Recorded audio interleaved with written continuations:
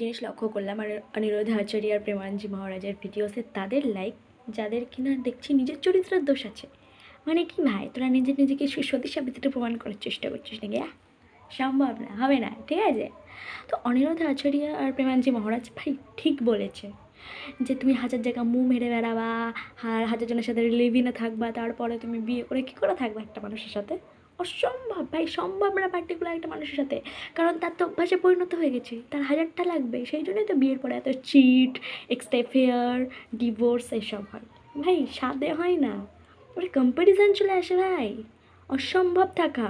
এবার কিছু পাবলিকের আবার খুব ফাটে, খুব গায়ে ঝাঁটে জ্বলে, কেন যে জ্বলছে ভগবান জানে। ভাই উচিত কথা বলেছে, ঠিক কথা বলেছে, আমি তো পুরো সাপোর্ট করি, স্যালিউট দিই ভাই। কেন তাদেরই গায়ে জ্বলবে ভাই যাদের চরিত্রের দোষ আছে, যারা এগুলো কাজ করে বেড়ায়? ভালো মানুষের গায়ে লাগবে না ভাই? আর এটা ছেলে মেয়ে সবাইকে বলা হয়েছে, ঠিক আছে? শুধু একটা জেন্ডারকে বলা হয়নি, ঠিক আছে? প্রণাম প্রণাম, এক হাত দিয়ে করছি গুরুজি।